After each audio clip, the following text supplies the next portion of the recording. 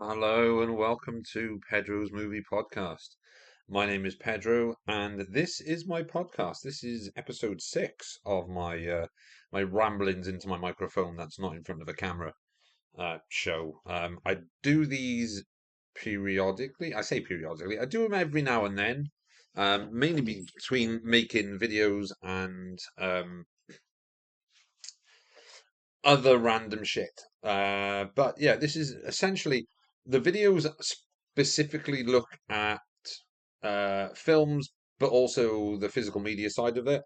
The podcast is essentially just here for me to talk about movies because I love to talk about movies. So if you've listened to the previous episodes, you'll know that I tend to ramble on for about 40 minutes about certain aspects of cinema, mostly genre stuff. So, like the last episode, I did a bit of a deep dive into Roger Corman's back catalogue of work. But that's the sort of thing you'll find in this podcast. Like I said, it's more focused on the films than on the physical media aspect of it. And it's a lot of fun to do. I say it's a lot of fun to do. I'm just literally sat at my desk in front of my microphone, recording audio into a audio program that is sat right in front of me. And yeah, this is essentially what I do. I have done podcasts for 15 years, on and off. And it's something I actually really, really enjoy doing, but it's always better when there's another person there because usually when you're just sat in your room talking to yourself, it can feel a little bit sad. But this is the thing. I love to talk about movies, so if I haven't got anyone to talk about movies with, I can talk about movies to people, not with people. But anyway, so in the last episode, I talked quite in depth about Roger Corman's cinema output between the 1950s and up to Frankenstein Unbound. And the last video that I posted was a brief history of the post-apocalyptic movie genre, looking at its origins in 1933 up until 1969 with the release of um, Planet of the Apes and Night of the Living Dead. I know both those films came out in 1968, but I wanted to go up until the end of the decade so I could do a second video looking at the 1970s and then one for the 80s, one for the 90s. Now, I have actually started editing together the 70s one, and I was trying to do voiceovers, and it wasn't really going very well because I was trying to do a voiceover for video clips. Because if you watched the last video, well, all I did was just overlay video clips onto me already talking, but I wanted this to be more a sort of video essay type of thing. And I kept fucking up the audio, so I was just like, right, what do I do? Shall I just do the same thing as I did before and just record a video, talk over the video, and then overlay the clips on top? Because there was a few aspect ratio issues with the last video, where some of the clips that I overlaid were either in different aspect ratios, so either in 4:3 or in widescreen. I think The World, the Flesh, and the Devil. The video for that was meant to be in widescreen, but it was in super widescreen, so it was really flat and sort of stretched. But yeah, I'm thinking maybe I'll just like because the way I'm doing it is it's a struggle. I have to time what I say about each film according to how long the clip lasts. So some clips might be about 2 minutes long, so I have to talk about that film for 2 minutes, but then there might be another clip that's like 3.5 minutes long. So, for instance, doing the 1970s, I've added in the trailer for the Omega Man. And now the theatrical trailer for the Omega Man is 3 minutes and 35 seconds. Now, I've got no problem talking about the Omega Man for 3 minutes and 35 seconds, but it's getting all the information into those 3.5 minutes that is the struggle. Same with like the first one that I've got is the No Blade of Grass, and that is a 2.5 minute video. Now there's a lot that you could talk about No Blade of Grass in, but it's hard to do. It's hard to get it all into specific like time frames. So I'm thinking what I'll do is I'll record an audio like a podcast, and then maybe overlay, or I'll just record the video and just overlay the clips on top like I did in the last one. But there's been quite a good amount of comments on that video as well. Lots of interest. Lots of people pointing out that I didn't choose On the Beach. Now, I didn't choose On the Beach for a specific reason. On the Beach isn't a post-apocalyptic movie or a apocalyptic movie. It's a drama that deals with the impending end of the world, which comes at the end of the film. Same with like why I wouldn't choose to use the film Knowing, the Nick Cage movie Knowing for for the 2000s, is because the end of the world happens at the end of the film, so it's not a post-apocalyptic film or an apocalyptic film.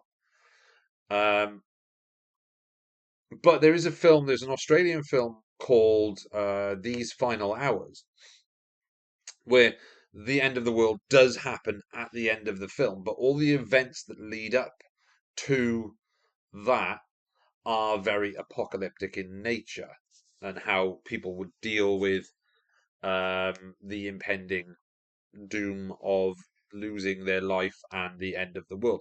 Now, same could be said for On the Beach, but On the Beach to me seems more like a war movie that just so happens to involve nuclear war and stuff. It's a 2.5 hour movie of people waiting around to die. It's a very good film, don't get me wrong, but it's not what I would class as um, an apocalyptic film.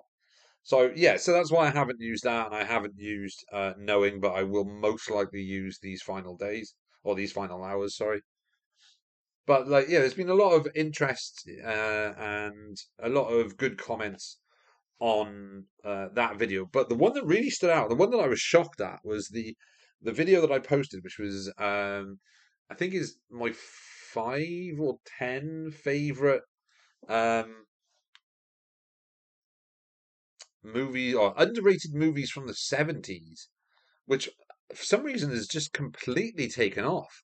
And like I was surprised. Maybe I need to do more videos on the 70s because that one is like currently on 1,400 views, which is mental because every other video I've done, so looking at like not every other video that I've done, but most of the videos that I've done, so looking at the what the fuck did I buy from 10 days ago is only on 405 um views, but my Four Forgotten 70s movies on 1.4K views. My top 10 sci-fi movies is on 530, and the Brief History of Apocalypse movies is on 261. So if I'm missing a trick here by not talking about as many sci-fi movies or 70s movies, let me know because people seem to enjoy that video, even though there's not a huge amount of comments and what do they call it? Comments and interaction on it. People seem to really dig that episode. So yeah, I might see if I can do more videos on 70s movies. I know I talk a lot about sci-fi movies, and I apologize because there are other areas of movies that I'd like to talk about. But for me, when it comes to the physical media side of the videos, so specifically if I'm doing like Blu-ray and 4K, what you'll find is that most of the films that I have on that physical format do tend to land in the science fiction genre. Um, I I have a very very good knowledge of horror movies, but when I posted a video about horror movies, it didn't get any traction whatsoever. I think it's because there are so many channels that look at horror films that it's very difficult to get a lot of traction on a film that would essentially just get lost in the algorithm. But even though, like I said, my favorite genre of all time is science fiction. It always has been since I was a kid, due to Star Wars. My other big, like, favorite genre of film is action movies. Like, I can talk for hours and hours and hours about action films, action cinema. If you go to Nerdy Geezer's channel on YouTube and look for his sort of podcasty show called No Late Fees, you'll see that I appeared on one of them. The first time I ever interacted with Lee was an action movie one, and I could just waffle for hours about action films because I know a lot of stuff about the action genre. Um, so yeah, that's essentially like what I'm possibly looking at doing. But I'm glad that the 70s one got quite a bit of traction. I was expecting that to just die on its ass. But apparently, no, people like 70s movies. And there are, like, obviously, the post apocalyptic part two, Brief History of Post Apocalyptic Cinema part two, will squarely focus on the decade of the 70s, 1970 to 1979. And there's a lot of films on there that are I've tried to cover, and there's some that I've missed, and there's some that I'll include, but I don't really know a huge amount about. So, like, the decade essentially ended with three movies would be uh, Mad Max. Let's have a look. What was it? I've got it listed. It was Mad Max Quintet, which is the Robert Altman film. Oh, sorry, four movies, 1979. So you've got Mad Max being the big one, Quintet with Paul Newman from 1979, which is directed by Robert Altman. The film Ravagers, which is a sort of almost a bit like The Ultimate Warrior, which came out a few years prior. The Ravagers stars Richard Harris and Ernest Borgnine. And then the decade sort of ended with Andrei Tarkovsky's Stalker. Now, Stalker, I have never seen. I've heard it's an incredible film. I have seen the trailers, I've seen clips. The cinematography is mind-blowingly gorgeous, but then it's an Andrei Tarkovsky movie. That's exactly what you'd expect from the director of Solaris. But yeah, so there's a few films that I've covered. Um, that I'm in the process of either doing voiceovers for or trying to edit down or edit in together. So here's a bit of a sort of spoiler, which I'm not going to go massively into detail on, but the films that I cover in this second part are No Blade of Grass from 1970, The Omega Man from 1971, uh, Zardoz from 1974. Zardoz is amazing. There is a television movie from 1974 starring Peter Graves called Where Have All the People Gone, which I've seen multiple times, and I've never ever seen um, a physical copy of it. I know there was a physical copy released. It was released on a double pack with The Ultimate Warrior prior to Warner Brothers Archives releasing the Ultimate Warrior on print on demand disc, but I've not seen any more releases of Where Have All the People Gone. It is available on YouTube. There are multiple different versions of it.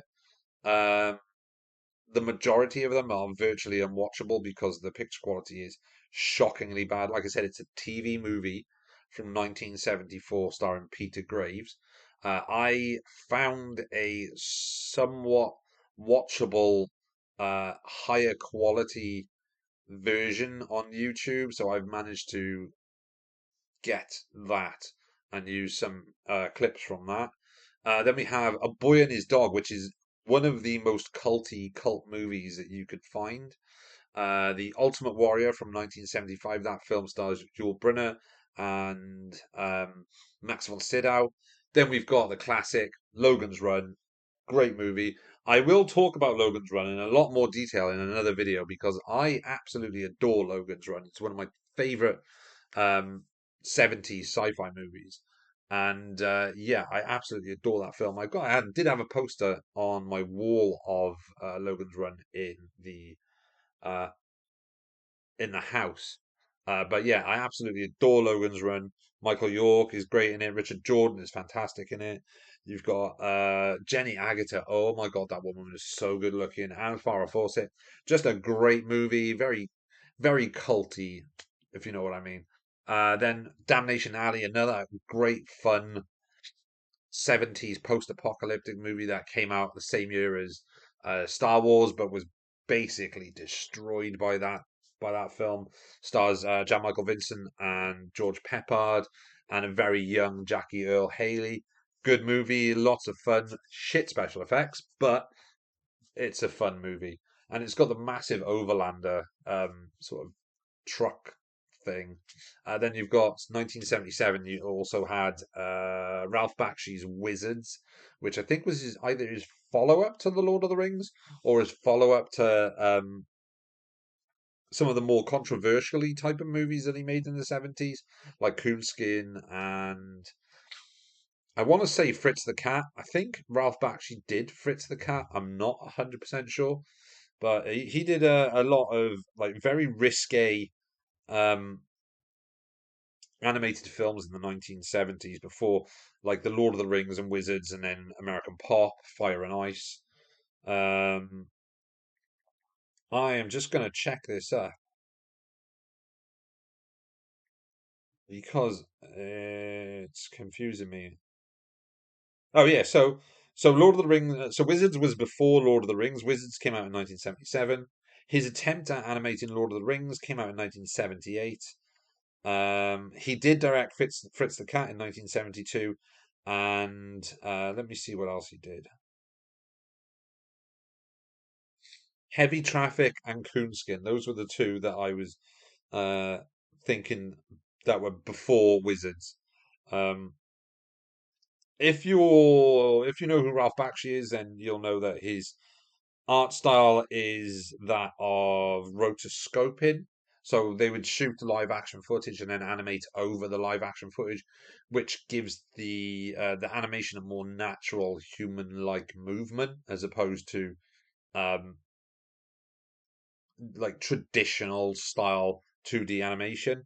He was also the supervising director on the Mighty Mouse Adventures from the 1980s, 1987 to 1988, and made his last film, I believe.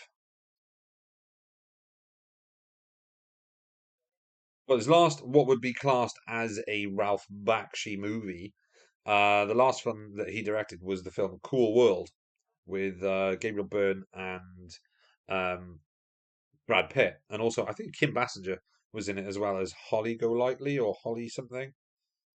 Hollywood. Is it Hollywood? I think it's Hollywood. Yeah. So it's Gabriel Byrne, Kim Basinger as Hollywood, and Brad Pitt as Frank Harris.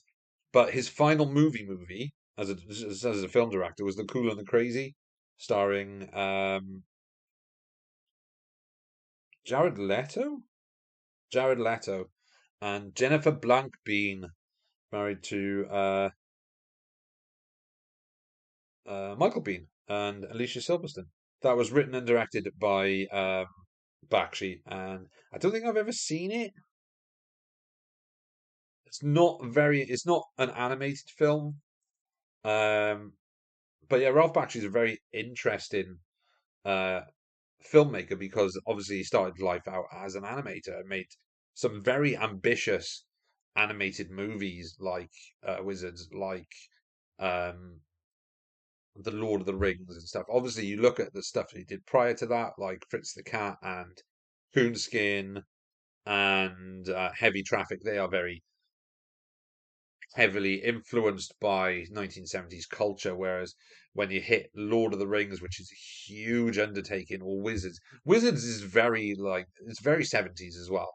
But you look at the more fantasy stuff that he's done, like the Lord of the Rings, where he attempted to animate the entire Lord of the Rings saga. Like that's impressive. Then you've got something like Fire and Ice, which is an animated fantasy film that draws heavily on the influences of like Frank Frazetta, the famous fantasy poster artist who did the artwork for the poster of Conan the Barbarian. But then also between Lord of the Rings and Fire and Ice, you've got American Pop, which is a hugely ambitious film as it traces an entire family through decades from like the early days in Russia and the Jews and going through World War II in the 60s and the 70s up until punk rock in the late 70s, early 80s, all animated. It's a very well crafted and very well made film, and it's got an incredible soundtrack as well. But it's sad that Bakshi just doesn't make movies anymore. The last thing he made was a short about Coney Island in 2015, I think it was. But yeah, so then once we're past Wizards, we get on to the big two of the 1970s. So you've got Dawn of the Dead, 1978, which is it's Dawn of the Dead. I don't need to really talk a huge amount about Dawn of the Dead in this podcast, but it's safe to say Dawn of the Dead kind of takes the idea that Romero came up with in Night of the Living Dead and just elaborates on that premise by expanding the scope of Night of the Living Dead from just a farmhouse to a city, but then also like condensing it back down again, like Night of the Living Dead. But instead of being a house, it's an entire shopping mall. And then you've got the goat, which is Mad Max. Mad Max hits in 1979, made by a very amateur filmmaker who was also a ER doctor and now probably one of the greatest living action directors ever. Probably the greatest living action director of all time, Mr. George Miller. So yeah, so those were the big two that everybody really talks about when it comes to like post-apocalyptic movies, especially ones from the 1970s. So Dawn of the Dead and Mad Max. But like I said, there's a lot of stuff that came out in that decade that I try and cover on the actual video.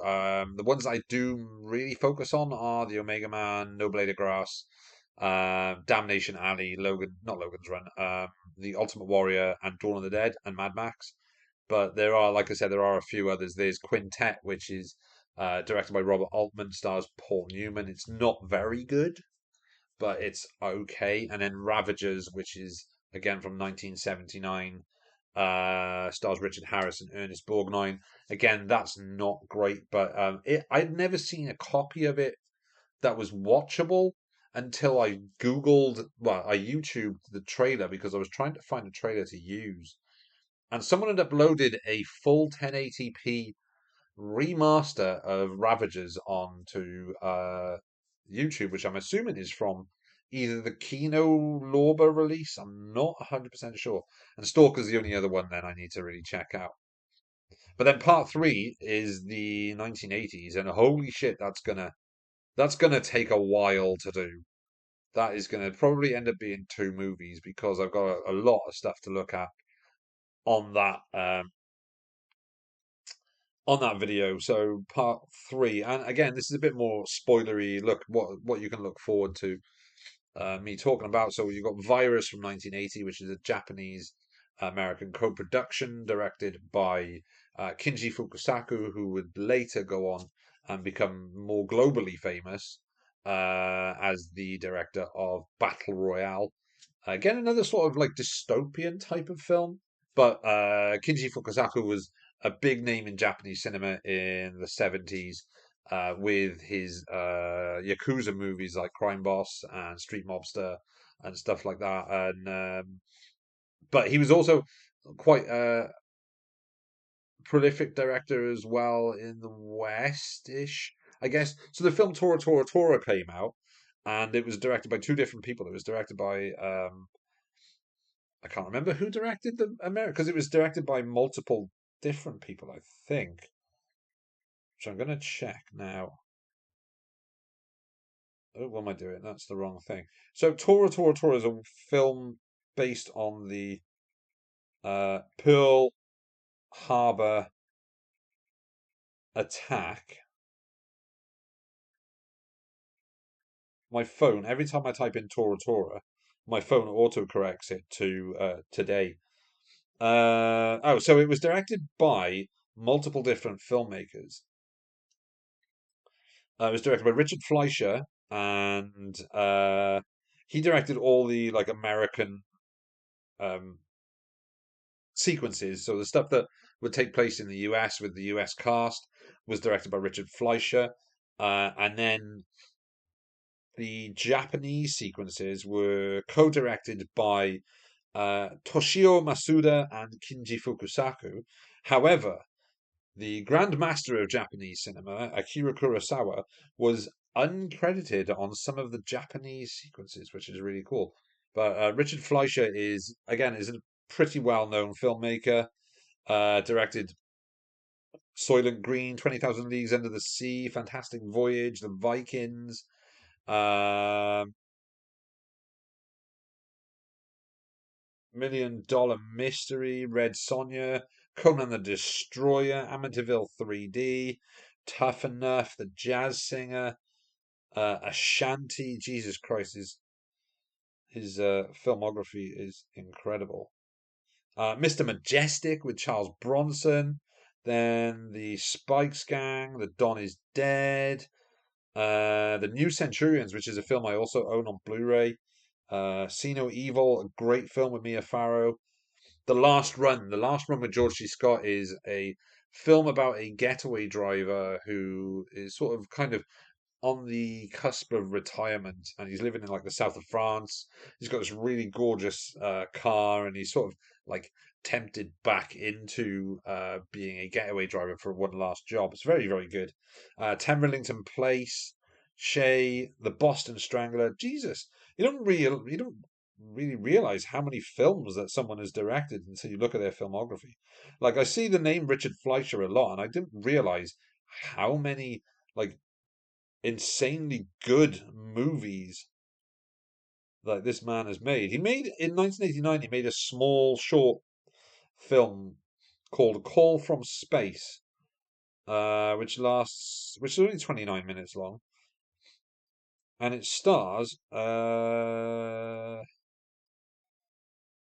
Lily Campbell from The Rocketeer, James Coburn, Charlton Heston, Ferdy Mayne, Marjorie Stapp, uh, and Sherry Austin as Jacqueline.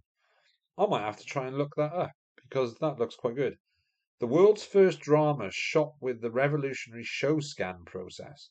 The movie tells a journey through time which allows to approach styles as varied as romance, peplum, gangster film, historic war, and science fiction. I'm going to have to see if I can find that because I want to see that. Written by Chris Langham, really? That's another interesting thing. Chris Langham of comedy writing and The Muppet Show. Very interesting. So you've got like Virus, Mad Max 2, The Road Warrior, Battle Truck, aka Warlords of the 21st Century, from 1982. Then there's a mini series called World War Three, which came out in 1982.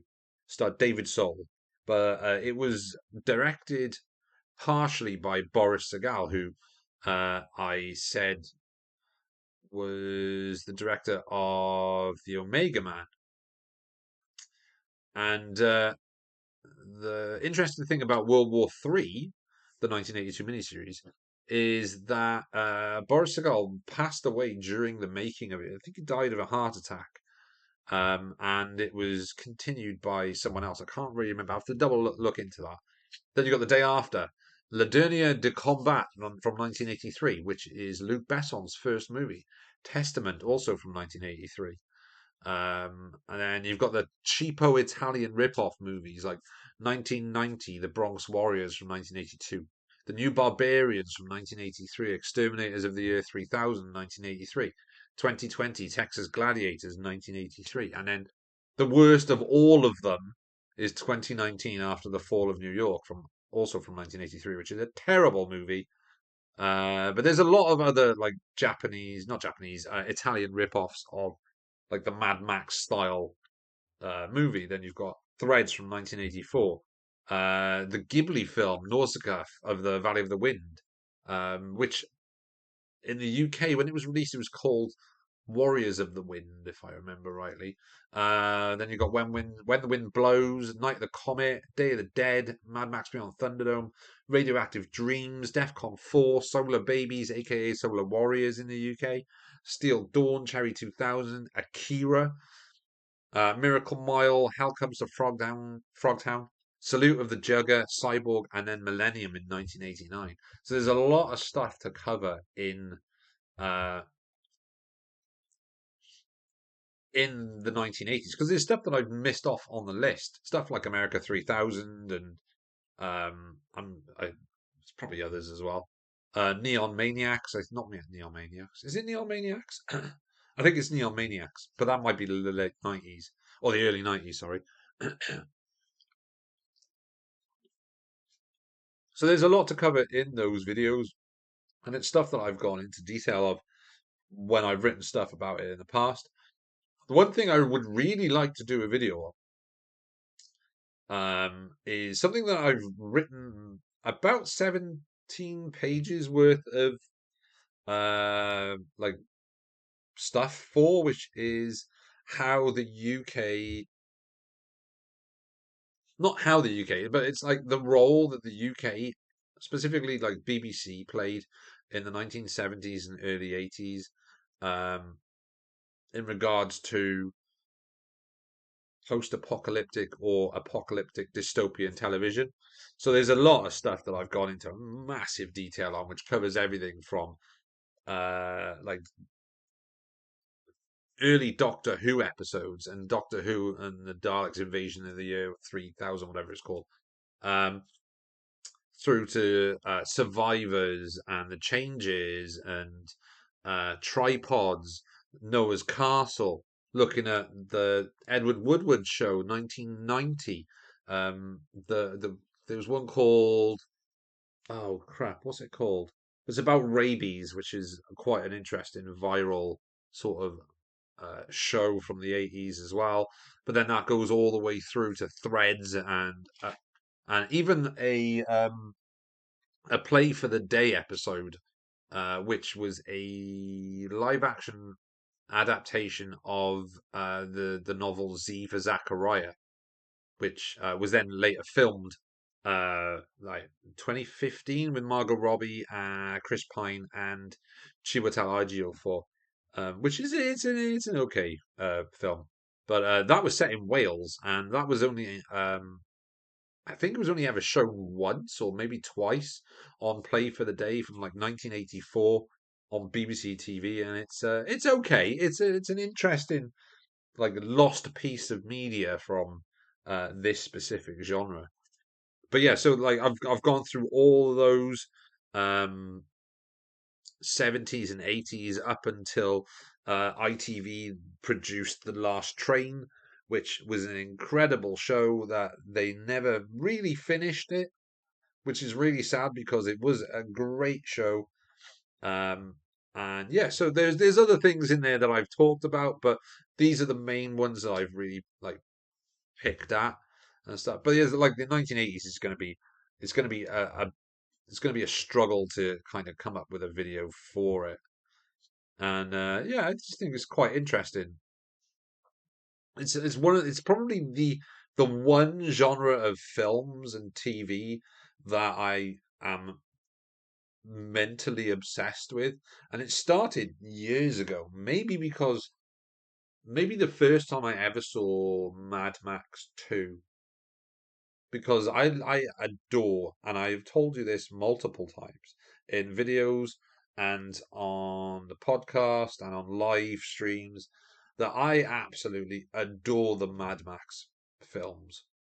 Like, the weird thing is, none of them are in my top 10 films of all time, well, top 5 films of all time, because they are separate. They are so good. Like, I can watch The Road Warrior whenever. Like, I never get bored of watching The Road Warrior. I never get bored of watching fucking Fury Road either, or the first Mad Max. The Thunderdome's a little bit more difficult to get through, but that's understandable because of the issues that were not well, the issues that sort of plagued that film, even though they weren't actual issues. It was more a uh, George Miller not particularly wanting to make another Mad Max film so soon after the death of his producing partner, Byron Kennedy. I think it was Byron Kennedy, and how that film was then co-directed between him and George Ogilvy, who was doing the more dramatic character sides, and Miller would direct the action sequences. Sorry, my nose is getting really like stuffy, so I'm gonna have to blow it in a sec. But yeah, like I love the Mad Max movies, so there's a lot of stuff to go through in these upcoming videos that I hope people really enjoy. I mean, I love talking about the subject, and I would like to go on. I'd like to go more into detail on a podcast about each decade instead of just going over the films that will be coming up. I mean, I've got a list of films that came out in the 90s as well, but I haven't really. Let's have a look. So who was in the 90s? So the 90s wasn't a big decade for the genre. I mean, there was Hardware from 1990. Terminator 2 has elements of post-apocalyptic sort of stuff in it, like the opening is the the the war against the robots, so the Skynet war. Then you've got 12 Monkeys, Judge Dredd, Tank Girl, Waterworld, The Postman, Six String Samurai, and then The Matrix. I just realized I left off the Terminator. No, did I leave off the Terminator? I left off the Terminator from the 80s, which I need to include because that also includes scenes that are set in a post-apocalyptic future. Which, like, when you think about it, the entire series is all about preventing that from happening. So yeah, so like there's films that I really want to touch on in the 90s, specifically Tank Girl, Judge Dredd, Waterworld, and The Postman. Like The Matrix, yeah, it does have post-apocalyptic uh, themes to it, and there are scenes that are set in a world that has been decimated by war with the robots and all that jazz, and the Sentinels and all this. But it is primarily a film that is made to show off Keanu Reeves being a fucking badass. Six String Samurai is another decent enough little movie. But yeah, so the 90s, I ideally want to focus on Tank Girl, Judge Dredd, Waterworld, and The Postman. Like 12 Monkeys, yes, it is a post apocalyptic film, but the majority of that film also takes place in 1995, not in a future. Hardware, I'm not a massive fan of Hardware. I'm not going to lie. I know a lot of people absolutely love that film. I think it's a well-made film by Richard Stanley, but I'm not massively bothered by it. But so yeah, so that's what's coming up in the future episodes of the brief history of post-apocalyptic movies. Um, I will probably do a lot more in-depth talk about this on the podcast.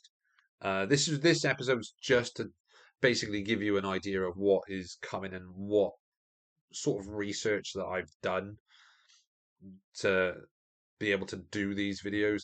I won't be posting any what have I bought videos because I haven't bought anything. So it would be a bit useless me trying to do that. But yeah, if people want to see more 70s videos and enjoy this little brief uh, history of the end of the world cinema, then I'll continue to do it. But thanks everyone for listening. My name is Pedro, and this is Pedro's Movie Podcast. I will see you all soon. Thanks everyone for listening. Peace. I'm out. Cheers.